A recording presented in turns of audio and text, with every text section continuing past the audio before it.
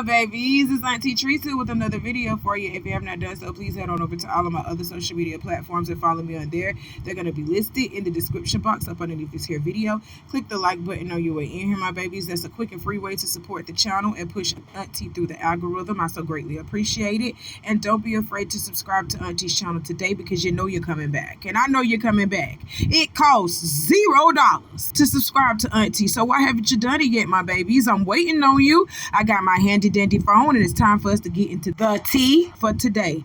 Well, it's over, y'all. The YSL's Yak Gotti found not guilty on all charges. Shannon Stillwell found not guilty on all charges but one. This marks the end of the longest criminal trial in Georgia's history. After almost 2 years, the YSL trial is finally over, guys.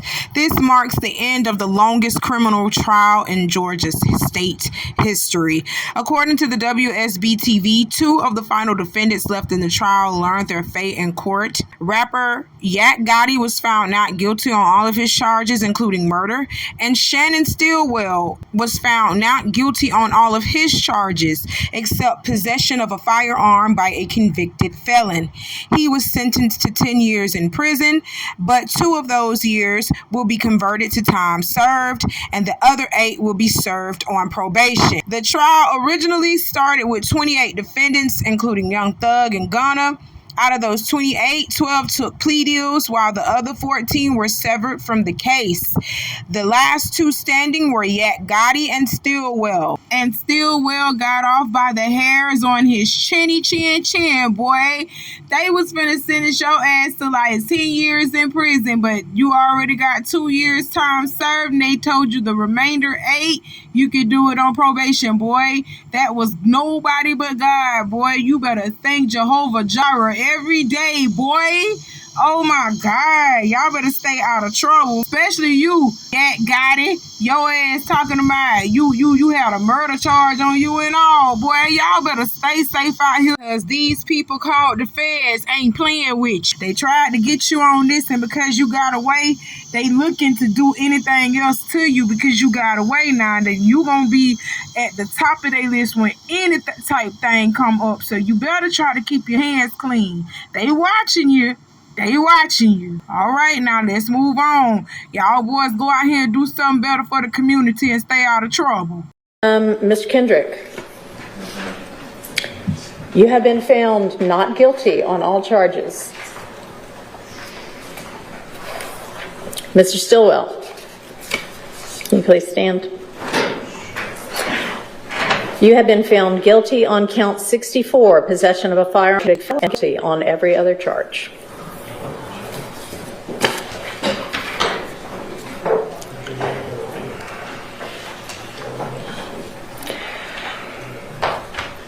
So, ladies and gentlemen of the jury, you are officially released from further service, and I cannot express the degree of thanks that Fulton County owes you for your service.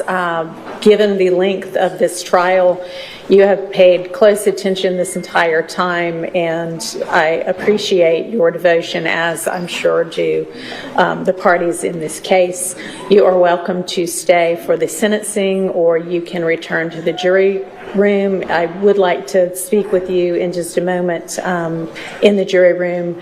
If you all do want to stay, you're welcome to stay. Is there any objection to the form or the legality of this verdict? No from the state. Any from the defense? All right. All right. Is there any reason that we can't go ahead and sentence? You may. Mr. Kendrick. Yes or no? Hand on the Bible. Hand on the Bible. Did you bookmark drug dick when it got leaked? Hand on the Bible, nigga. Don't lie. Yo, everybody gonna think I'm lying. Hold on. He's not denying it. Wait. Yo, let me tell y'all something about Twitter. Because I've compared it to other people. Yo, bro. I don't care what nobody say. Listen. Call you right back. Give me 1 second. A top 3 hated person on Twitter. If you ever see my Twitter, like, You know I don't see mentions at all. He still didn't. There's so much hate for me on Twitter. Twitter just shows a blank. I promise you. I can show you my Twitter right now. There's no mention. You know why? It's mad hate that they just filter everything out. So I literally see nothing. I have to literally click on other people's shit to find anything on Twitter. That's how much. I got you beat with the #1 hated. Yo, that don't answer the question. Yo, you really ducked the whole question. I got you beat, bro, for sure. No. What I'm saying by that is that all that type of shit that it don't even come across my timeline. Like I don't know what the fuck. There's so much hate on my account that they just be showing me random shit, politics and shit like that. I promise you. They don't even show me rap shit. The question was, did you bookmark Drake's dick? I never seen Drake's penis. Have you seen it? And he said, I be getting so much hate on the internet. What'd you think about it? I saw like a white Wait. I thought you was talking about getting hated on Twitter. What the fuck is y'all talking about, bro? Yo, DDG. DDG, you don't know? You don't know? Yo, they're trying to make this about a Drake situation. Yeah. Yo, DDG. What up? Swear I think I got you beat. But yo, you're more hated on Shade Room. I'm more hated on Twitter. Yo, Twitter? Search my name real quick, but I'm getting in Nigeria right now, nigga. I ain't even there. Okay, we are literally hearing the same thing, right? DJ Akademiks was asked by one of the streamers, did he bookmark Drake's meat when it got leaked? And he went all the way around the world talking about he's the most hated on Twitter. And he even tried to bring DDG into it. Like, a simple no would have been it. A simple no would have sufficed. But you want to know why you can't say no? Because you a weird-ass nigga and you probably did see that man meat. You a weird-ass nigga. I always said DJ Act was weird. Yeah, you a weird ass nigga.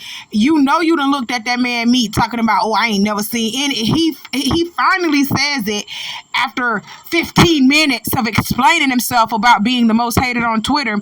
He finally admits, I have never seen Drake's meat, but I think that's a damn lie. You done seen his meat, and I think you liked it. You nasty, weird-ass nigga. The reason why I am calling Act nasty and weird, it's not because he's gay. If he is gay, more power to him, but he does not perpetrate as if he is gay. He perpetrates as if he hates the gays. He really do. He act like he don't like y'all like that. And on top of that, he playing like he's a straight heterosexual male when he might be homo, okay? And there's nothing wrong with that. Just live in your truth. Don't be out here faking around with these girls. Don't be lying to the girls like you really like women when you don't, because you talk about women so bad. You really do.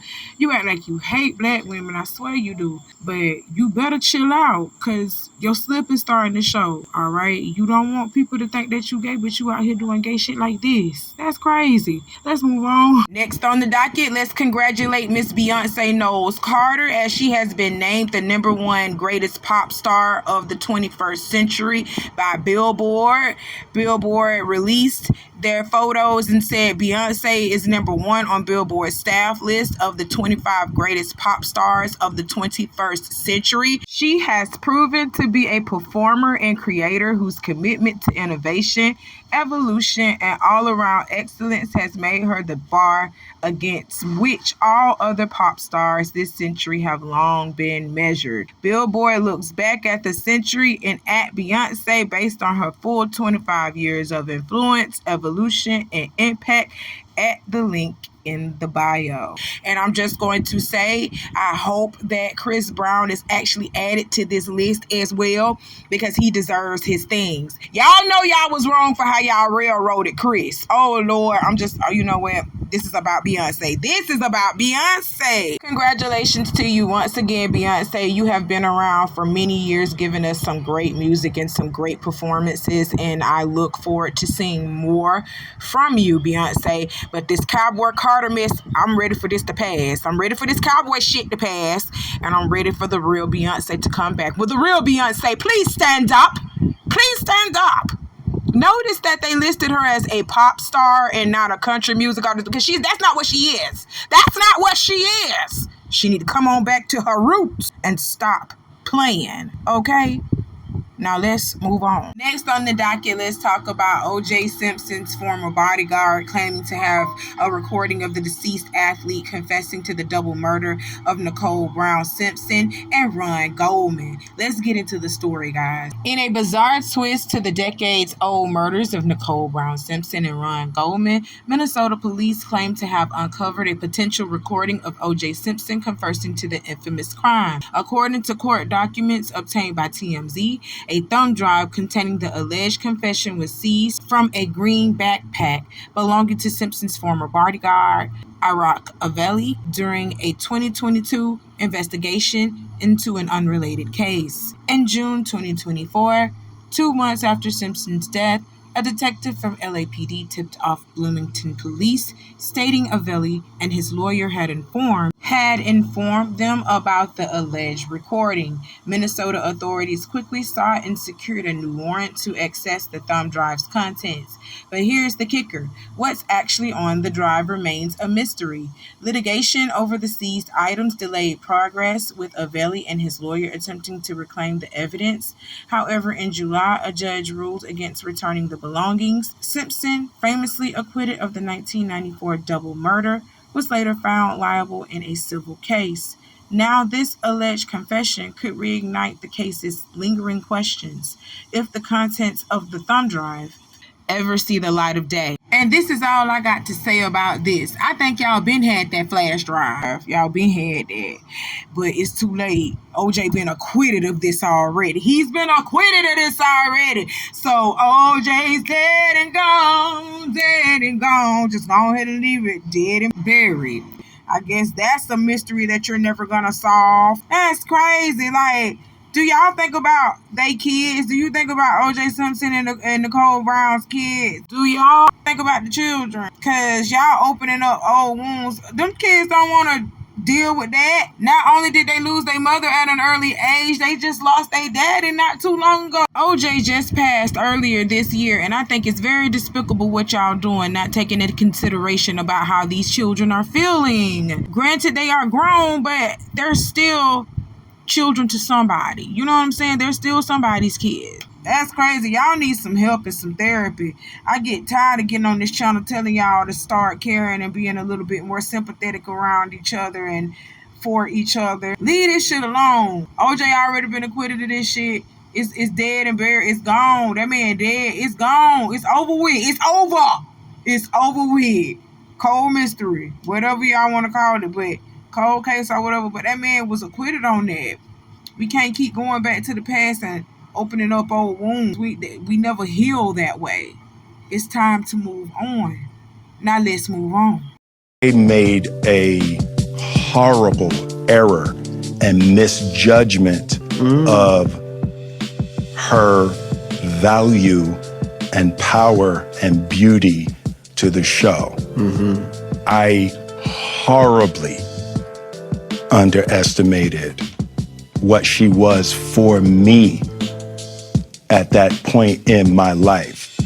And the last thing on the docket we got to talk about is Will Smith speaks on regretting his feud with Fresh Prince of Bel-Air's first Aunt Viv, actress Janet Hubert.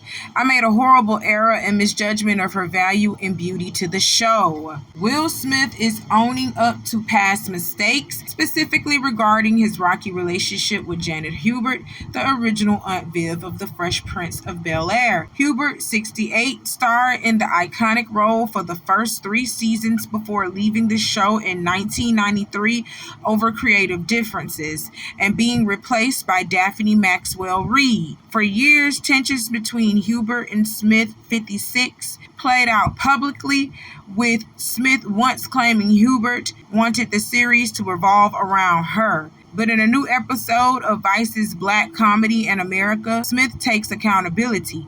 I made a horrible error in misjudgment of her value and power and beauty to the show, he told host Chris Spencer, adding that he underestimated how much she meant to him during that time. The two buried the hatchet in 2020 during an emotional reunion for the Fresh Prince's 30th anniversary special on HBO Max. And I ain't gonna lie, that was a very touching moment for me. to see that. I did see it. But at the same time, I was like, if that apology don't come with no coins, if that apology don't come with no check, Will, shut the fuck up, because you literally got this woman blackballed and blacklisted. You did that. Oh, y'all don't remember that damn beef that Janet Hubert and freaking Will Smith had, and even Alfonso Ribeiro, the boy that played Carlton? Y'all don't? Oh, I gotta refresh your memory. Let's take a trip down memory lane. 1990, music executive Benny Medina would decide that his unique upbringing would make for good television. You see, Medina is the real-life Fresh Prince. During his childhood in Watts, Los Angeles, Medina would end up losing his mother, and then his father would soon disappear from the picture, leaving him and his siblings to enter a series of foster homes. Eventually, his aunt would step in the picture to take him and his siblings in, but according to Medina, his uncle's whoopings at the home didn't make for a very comfortable stay, and he was constantly in search for a way out. That answer, ironically, would present itself at the local community art center, founded by his uncle. One day at the center, Medina would meet a wealthy white kid from Bel Air. The two would instantly find a friendship in one another, which caused Medina to ask his wealthy friend's family in Bel Air if he could live with them. After a slight hesitation from his friend's father, Medina would get his ticket out and move into the refurbished garage of his new Bel Air family's home. And the legend of the Fresh Prince was born. So with that story, Medina would present to Hollywood a show known as The Fresh Prince of Bel Air. However, instead of a white family, Medina's TV family would be black. When it came to the cast, Medina would instantly know who he wanted to play out his life. In comes Will Smith, a rapper fresh off tour who had little to no acting experience. However, during an impromptu audition at the birthday party of Quincy Jones, Smith would impress NBC executives, and The Fresh Prince of Bel Air was given the green light. The series would begin bringing in the rest of the talent, starting with the family's butler, who clearly represented as a status symbol for the Banks family. UK-raised actor Joseph Marcel would turn into the quick-witted Jeffrey the butler. When it came down to the role of the family's youngest member, Ashley Banks, child actor Tatiana Ali would seemingly fit perfectly into position. Next would enter Ashley's older brother, Carlton, a quirky and privileged young man who very clearly knew nothing about the streets. Child dance prodigy and actor Alfonso Ribeiro would end up landing the role. For the role of Hilary Banks, who was the family's oldest child, a seemingly new actress, Karen Parsons, would star as the clueless-like character. And to round out the cast, taking on the male figurehead of the series, actor James Avery, who was a military veteran and seasoned actor, will become who we all know as Uncle Phil, also known as Philip Banks.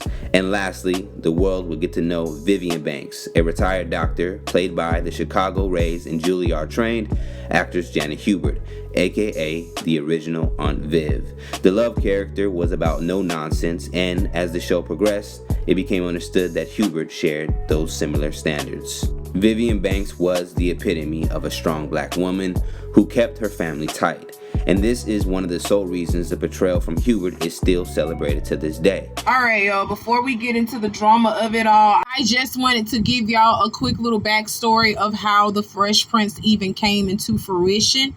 This is the story of Benny Medina, an American record executive, talent manager, and also a television producer. Benny Medina met Will Smith shortly after Will Smith got off a tour with his friend Jazzy Jeff, DJ Jazzy Jeff. They had just got off of the Parents Just Don't Understand tour, and I'm just gonna be honest with you, Will Smith was broke at that time. He was in some serious debt and he needed help. He ran into Billy Medina, who was working on the Fresh Prince of Bel Air, and when they met up with each other, they instantly hit it off and clicked. And Billy Medina was like, you know what, I want you to play me in this story that I am trying to write about my life and get it produced in television. So after he pretty much told Will Smith, I want you to play me, we're gonna go to Quincy Jones, we're gonna pitch this idea to him. They did that. They went to Quincy Jones' birthday party and pitched the idea to him. Will Smith actually had to audition in front of everybody on the spot at Quincy Jones's birthday party, and that's how the Fresh Prince of Bel Air was born. The sitcom, that's how it was born, because Billy Medina took a chance on Will Smith and Will Smith knocked it out of the park. Now, mind y'all, this was Will Smith's first time doing an acting gig, and he really needed this television show to work because, like I told y'all before, he was flat broke. He really needed this to work. Will Smith was on set every day, all day. He was mouthing people lines after he had rehearsed everybody's lines, including his, trying to make sure that everybody was on point, including him, that he was on point with everything because he really needed this television show to work. Will was so intent on giving his best performance that he would stay late to watch tapes of the show, studying the replays. He even memorized entire scripts so he knew everyone's lines, including his own. This eventually posed a problem when it was time to film, as he would mouth the other actors' lines. Even though his cast members and those behind the camera told him to quit it, if you look closely at earlier episodes, you can still spot some of those moments. Oh, sure I do. I've been held back in the 10th grade 3 times in a row. 3 times? Yeah, see, my motto is, when I find a grade I like, I stick with it. You can actually see and feel the anxiety from Will coming from him because he really needed this to work, y'all. Because that man was flat broke. I told y'all, he needed this to work. His little rapping money didn't take him as far because he was spending too much of it, okay? Forgetting that he owed Uncle Sam and things.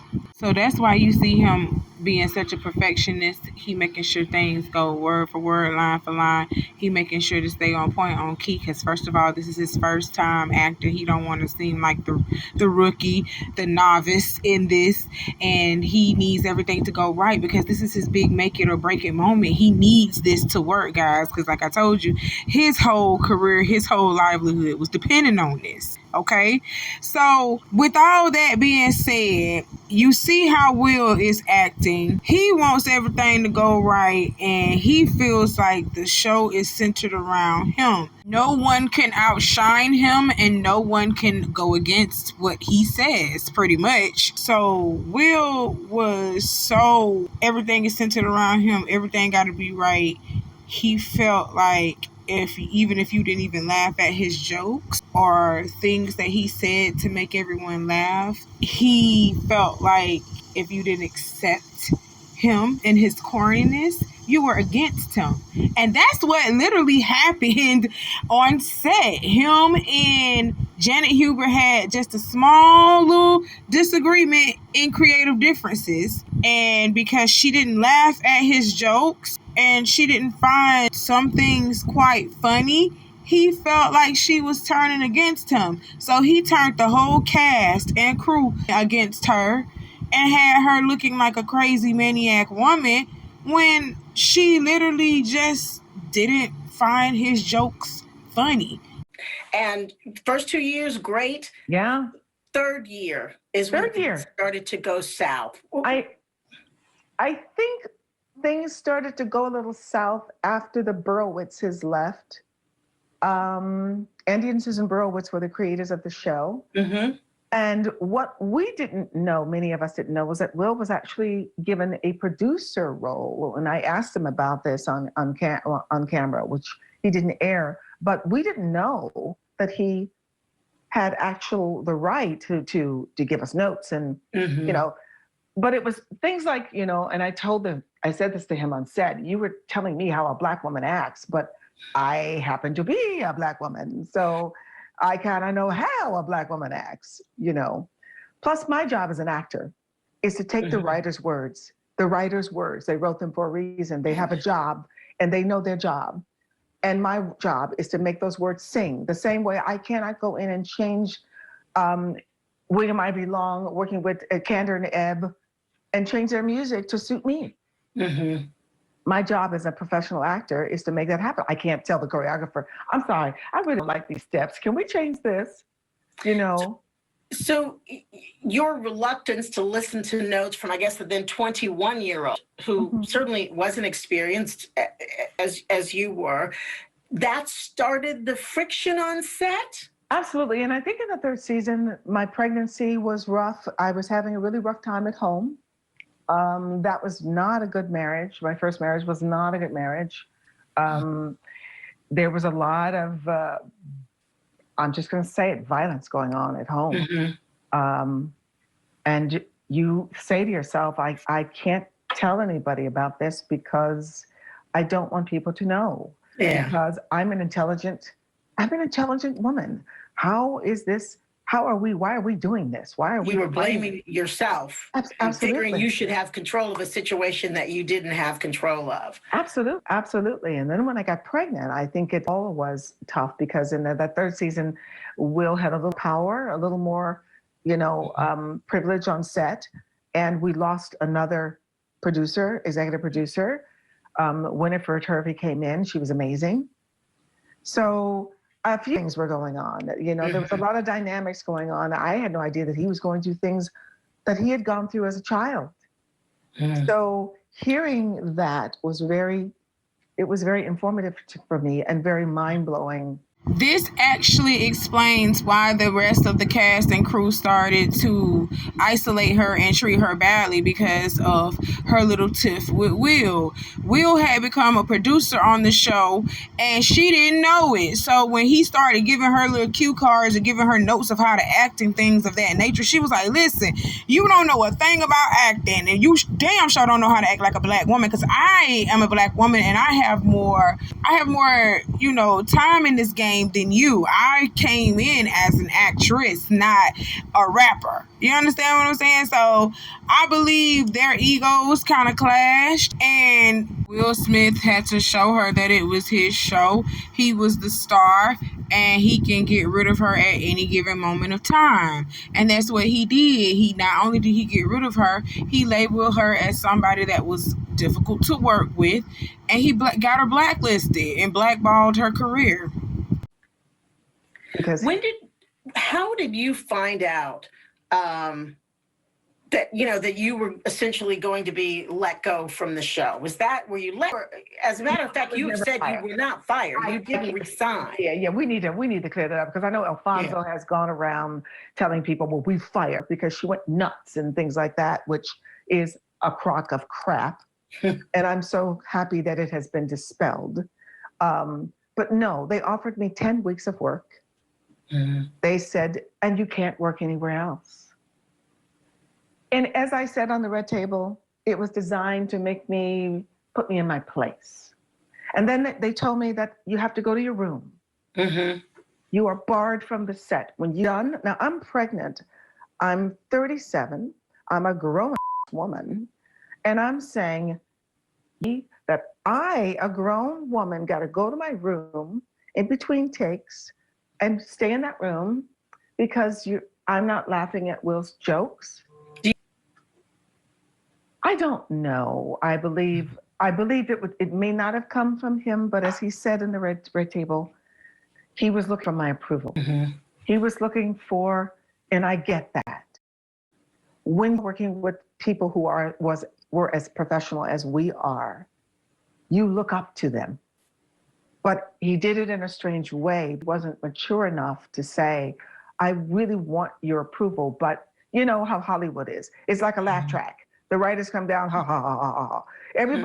Everybody's gotta make the king feel like they're the king. That's kiss the ring. That's the Hollywood thing. I came from the theater. Well, there you have it.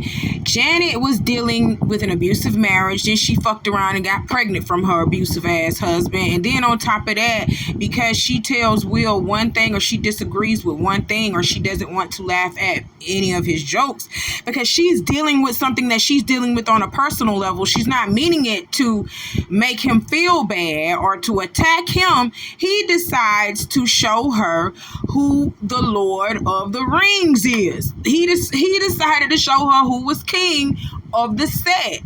Okay, that was him pushing his weight around. That was him being an egotistical maniac at 22 years old. That was him feeling like you don't want to take part in what I got going on. You don't want to participate in the Will Smith show, even though it says the Fresh Prince. It was the Will Smith show. So if you don't laugh and participate in the Will Smith show, then you can get away from it. You don't have to be a part of it. That's what he felt. And because of that, him not reading the room, him wanting to be the king of the mountain, because of that, he got that lady blacklisted and blackballed, and that lady lost everything. That lady lost everything. And then you had your little minions like Alfonso Ribeiro, like she said in the video. He lied talking about, oh, she was a crazy woman. She was just cussing and fussing at us for no reason, yelling at us for no reason. Alfonso, please stop lying, because that never happened. None of that never happened. That's crazy. Had an absolute amazing time working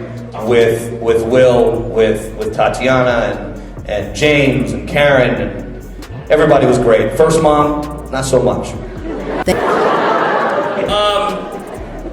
Basically, at the end of the day, it was crazy.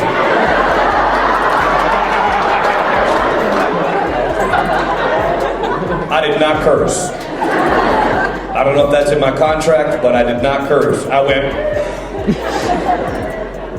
She went nuts. Long story short, and there were days when we were on the set and she would literally go off on people, and it got to a point by the time the second season came around where we're like, this is unacceptable. That's how much we loved each other. And she, at that point, ruined that. And she made it very difficult for us to work. That was the mom on the ugly set.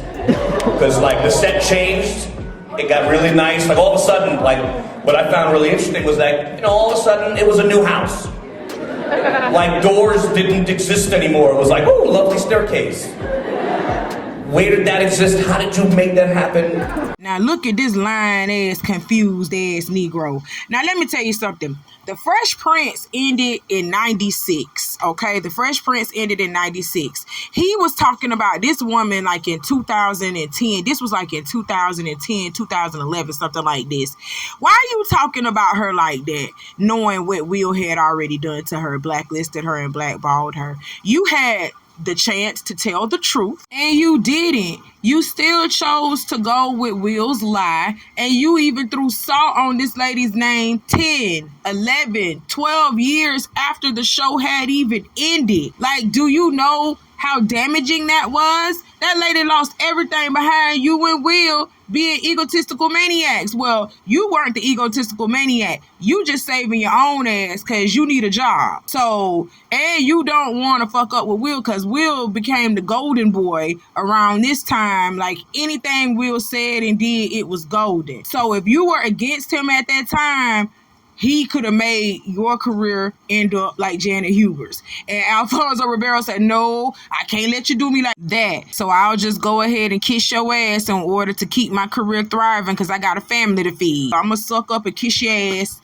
You want me to wipe when you piss? I'll never forgive Alfonso Ribeiro or Will for what they did to Janet Huber. I don't give a fuck how much Will be putting on and crying and doing all this, trying to right his wrongs before he died. I don't give a damn. You should have thought about that when you did it. And it shouldn't have took you 20, 30 years to come back and say, I'm fucking sorry. So I'll never forgive you for that. Ever in life. But Janet did. She forgave him, and a simple I'm sorry just melted her heart, and she cried. And I'm glad that she got that, because a lot of people don't get that. People wrong y'all, and a lot of y'all don't get the I'm sorry, I was wrong for what I did to you, but she did. And I'm just happy that that happened for her. But Will, you know you was dead ass wrong for that shit, and you need to be paying her some residuals. Yes, you do. You need to be paying her some residuals. Period. Well, that's all I have to talk to y'all about for today, my babies. The last clip I'm going to leave y'all with is of Janet Huber and Will Smith reuniting and getting their feelings out, okay?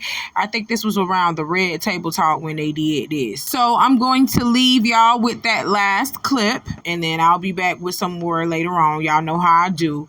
I love you, my babies. Do all the things that I told you to do in the beginning of this video, because I'm not going to repeat myself. I'll see you soon, my loves. Bye. Everything was a threat to me. Why was I a threat? Not you, the world.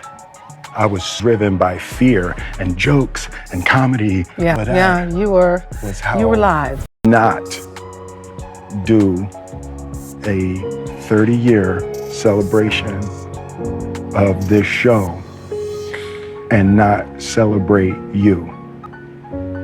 Celebrate your contribution to this show, celebrate your contribution to my life, you know, and Come here, you.